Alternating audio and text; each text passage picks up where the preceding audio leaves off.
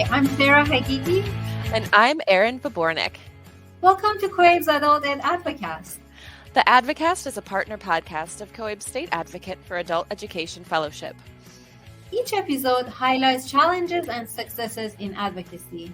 We also highlight a new student story. We're glad you're here. Now let's get started. Hi, Sarah. Hi, Erin. How are you? I am pretty good. I'm still trying to recover from AEFL week. How about you? I know. This is the time that every advocate is trying to recover from an exciting week with all the adrenaline and everything that was going on. So for people that they don't know what AEFL week is, would you please explain what it is and when it was? Sure. So AEFL week is the National Adult Education and Family Literacy Week, and it always happens the third week in September. So I don't even remember the exact date of when that was, but it was a couple weeks ago, and it was exciting. So COAB always celebrates with lots of webinars, presenting awards to legislators who have really done an outstanding job of helping to support adult education within their states and their local areas. And so there was a lot to tune into, and still a lot of advocacy work being done outside of that time. And it's always a whirlwind, and it's always exhausting when it's over, but that good kind of exhausting. I know. So for this year, it was on September 18th. It was during the week of September 18th to 22nd. So if you were curious, and there were lots of webinars, and you can find them, all the recordings on our COAB's website. So you can go and watch the webinars if you didn't have the opportunity to participate in them live. Mm-hmm. And it's kind of the big moment too for the State Advocate for Adult Education Fellows, because they kind of have their launch during the COAB conference, which is usually in March or April. And then AEFL week is like that next really big advocacy push that they've been working toward. And so it's, I remember my first AEFL week as a SAAEF Fellow. I felt like I was thrown into the deep end in a good way. And with each AEFL week that has passed since then, I feel more and more solid in my advocacy and my approach to it. How about you, Sarah? I feel the same. The first year was very hard. I didn't know all the ins and outs of things. I had so many questions for people in our support community group here. But then after that, I felt that, okay, now I know what's going on. And every year I just wanted to find a way to celebrate our adult education community better or in a different way. So usually a month or two before AEFL week, that's the time that I start thinking, how do we want to celebrate AEFL week this year?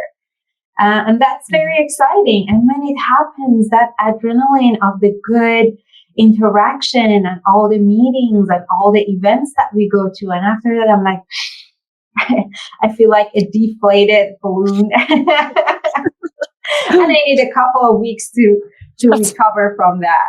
So I totally understand that. I'm just like a snail. I'm like now just poking my head back out of my shell after AEFL, like post AEFL week. I just kind of need to recover from the excitement, and not make any big decisions.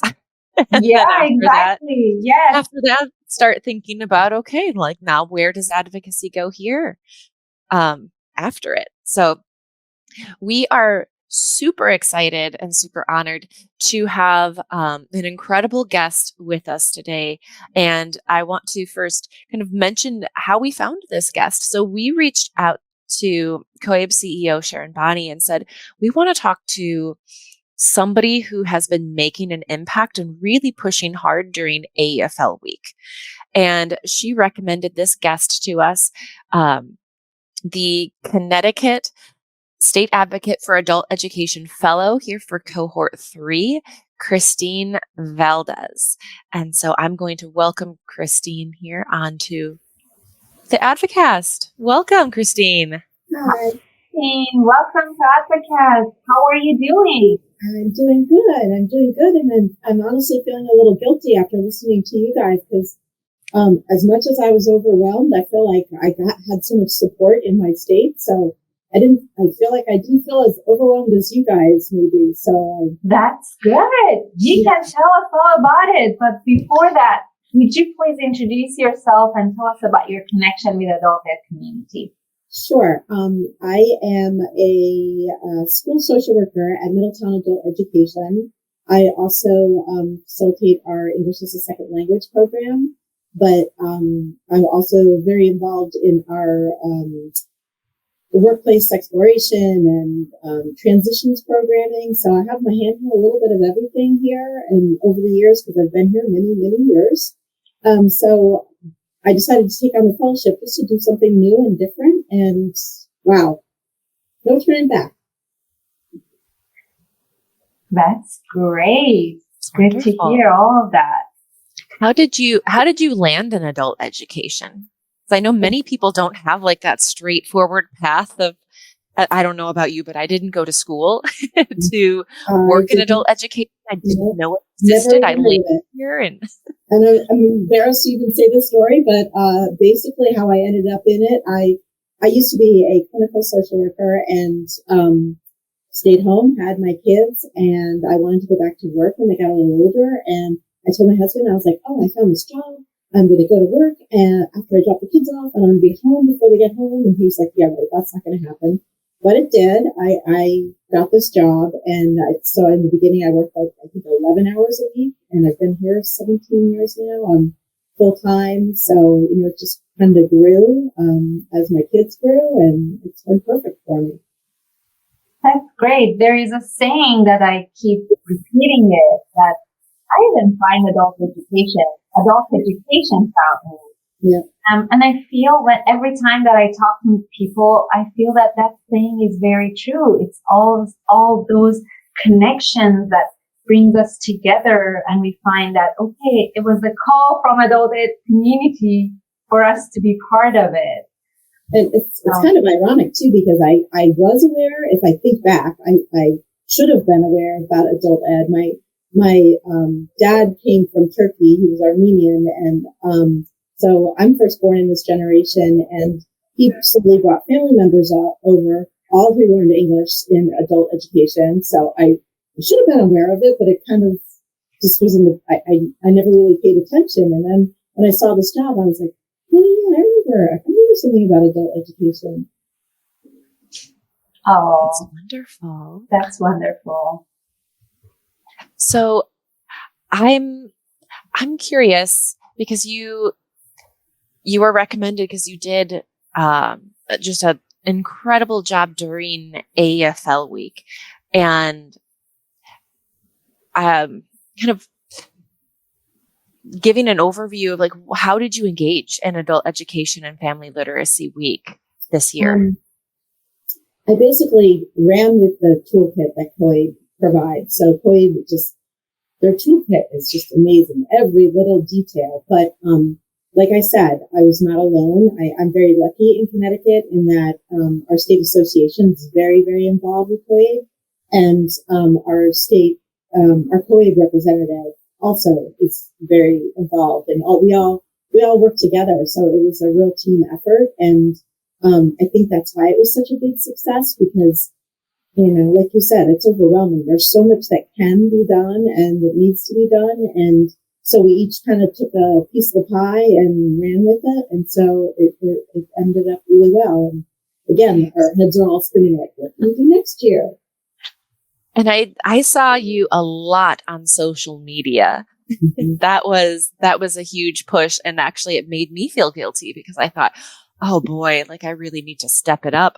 It was a great reminder for me. So that also has to do with I decided to go back to school last year, so I got my second master's degree in educational technology, and I learned about like all these great tools that I never knew about. So I was having fun on Canva, and I was having fun with Chat GPT, and just using what I learned. So that's great. So just break it down for us. How did you celebrate?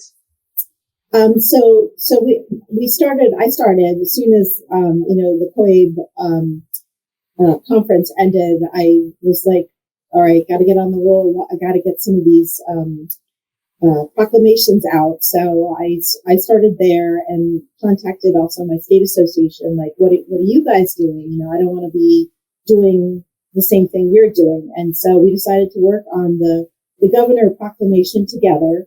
And then, I did individual proclamations. So I wrote to, my school happens to handle 15 different towns. So I wrote to all the different towns and tried to explain. I didn't get overwhelming response, but I did get a couple.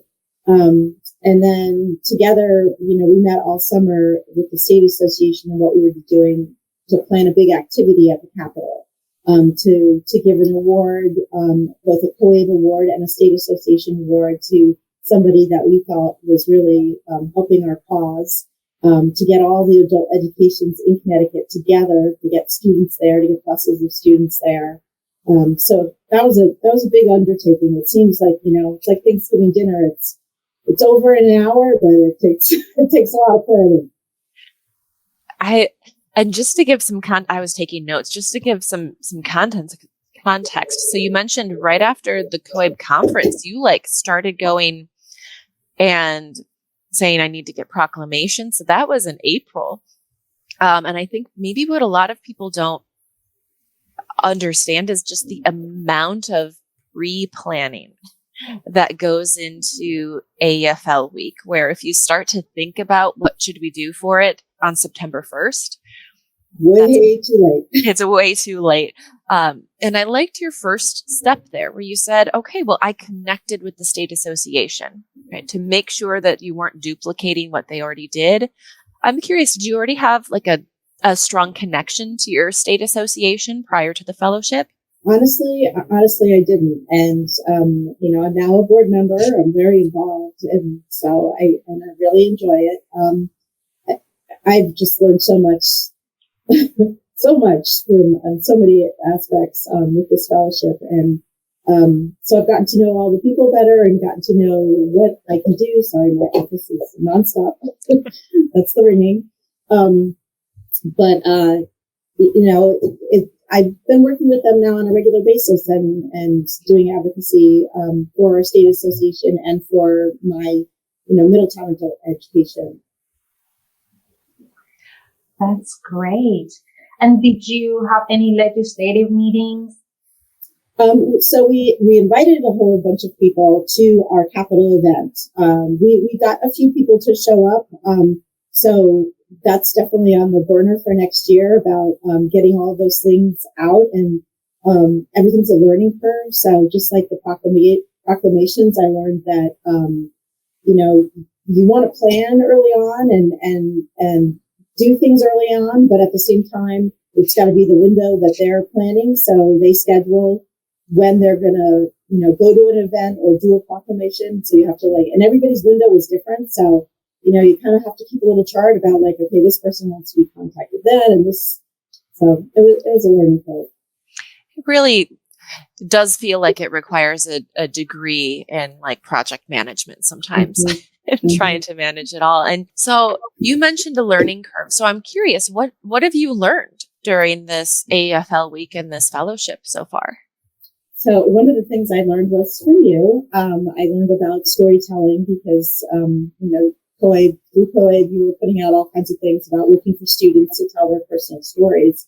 And I was trying to feed people. I went to a state association and said, who can we get? And they gave me some suggestions and I fed them to you. But I think we were a little behind on that for the timing for our week of events. But when we were at the Capitol that day, I had a GED student with me, And I just thought, well, let me just videotape her, because I had, the week before, walked some students over to our mayor to pick up their proclamation. And she had just been so involved in talking with him, and the thank you she wrote just really was so powerful. So I thought, let me see if I can catch her on video and say a few things. So that was one of the posts that I did that had such, everybody reposted it. And I thought, wow, they're on something here. Absolutely. That's great. Everyone wants to hear from students. Mm-hmm. Yeah, the power of storytelling and all the students. That's why we do the job that we do. It's for students. And every time that we talk to students and they share their perspective, then that really helps with empowering the community, just getting energized for the work that we do. So that would be a good segue to ask one of your students to come and share a little bit about himself. So, Christine, because you know our next guest so well, would you mind doing the introduction and we'll bring him on? Sure. So Stone Dixon is one of our GED graduates from last year, and he is also a scholarship winner. After he graduated, he was involved trying to figure out what he wanted to do next, and we suggested a couple of things to him. He was trying to decide between there was a new certification in working on boats. I can't remember exactly what it was called. And the steam train program for IT, it was just about to start. So he ended up starting that. He's just about to finish it and has been one of their star people that I hear great things about him all the time. Welcome, Stone, to the Advocast. Hi, Stone. Yeah. Welcome. Tell us about yourself. Introduce yourself to our audience. So my name is Stone Dixon, and I have been in adult ed for 2 years, 3 years, going on and off, trying to finish because of work. The exhaustion from work was really hard, and mainly trying to focus on finishing. But I hear that you are now almost done with a credential program. So you've made it. Yeah, How did you? I graduated in 2 weeks. Oh, wow! Yes. Congratulations! This is so amazing. That's very good to hear. For our audience, just tell us, how did you end up in adult education program? So I ended up in adult education from when I previously dropped out of high school. They told me about the program, and I thought that would be a better fit for me to finish school and further my education. Great. That's Yeah, great. it's nice to know that there are options to choose what works for you. And you said you had that kind of that pull between having to do schoolwork and trying to balance your work schedule, which was exhausting. And I know from the students I work with, that's something I hear a lot. So for any students who are listening thinking, okay, but how did he do it? How did you find that strength to push through that barrier and keep going when it would have been easy to just say, you know what, forget about school, I'm just going to work? What made me really focus on school mainly was just being able to find out that I had a future that I could actually uphold instead of giving up. Regardless of the situation I was in, it was really good that all the social workers and teachers here were pushing me and motivating me to do my best. Awesome. So you had a team behind you, but more than that, you found that strength inside to make it and graduate in 2 weeks. By the time this comes out, by the time it airs, you will have that degree. That's so exciting. That's great. It's important for students to know that it's not only you need help. You need the help of your teacher. You need the help of other people in your adult education program. To be able to be successful is just not a one-man show that you can go and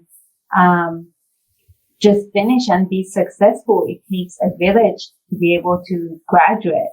And that's very exciting to hear. And what are your goals for the future? My goals after graduating? My goals after I graduate is to become in cybersecurity. So I really like to do coding mainly and build PCs. That's amazing. That's amazing. Sarah and I are going, oh, wow, that's beyond. If we can get our PCs to work, we're pretty lucky. So, Stone, there will always be a need for you and your expertise. So that is really cool. And I know that Christine mentioned you were kind of trying to decide like what path to take in terms of what to study. How did you land on cybersecurity? So I was watching videos when I was doing my courses on Steam Train on LinkedIn, and cybersecurity popped up a couple of times, and I've just been watching a couple of those videos, and it really boosted my interest into it because of the coding and everything. That's great. Yeah, that's a job that there is a lot of demand for that major. So that's great. Wonderful. All right. It was very nice talking to you, Stone. I was wondering if you're on social media, and if you are and you're interested, would you like to get connected to other adult education students to answer their questions and help them to also be successful? Yes, I will. I'm not on social media as of now, but I will make it. I'm going to make it count soon anyway. Awesome. You let us know when you do, and we can tag you when this is released. And that way, if there are students out there who think, yeah, my story sounds similar to Stone, and that way you can you become that inspiration for others who are thinking, I don't know if I can, I don't know if I will, and they're gonna see your successes, and they are gonna hopefully believe in themselves as well. Yeah, it's always good to have somebody to actually push and motivate you to become better. Absolutely. Well, thank you so much, Stone, for coming on the podcast and for being that person to all of the adult learners who are listening and beyond, right? Yeah, I know thank you for having me. I really appreciate it. Your story will inspire teachers, will inspire students, and we are beyond honored that you chose to spend your time here with us today. Thank you so much. Thank you. Wow.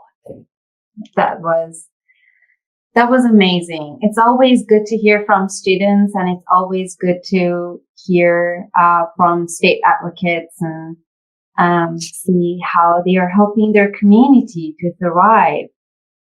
And it's just, for me, I'm always so moved hearing the challenges that are overcome and the challenges that I think we can all relate to in terms of that pull between the things that we need to do right now, like working, and the things we need to do for our future selves. Exactly. There's always that tension never goes away. And so there will always be challenges, and it's just us how we react and how we find ways to overcome those challenges and barriers. Yes, absolutely. I agree with you. I'm taking that away from our episode here today, and I'm feeling so excited because hearing success stories and talking with passionate people always makes me really excited. So any words of wisdom, Sarah, to take us out? Always find a way to get connected with your state association. When you have a bigger community of support, you always will have a bigger impact on the community, and you won't feel that you're alone in this field. Well said. Thank you for all of our listeners who have joined us. And a big special thank you to our two guests that we had today, Christine and Stone. And we hope to join you on the next Advocast podcast.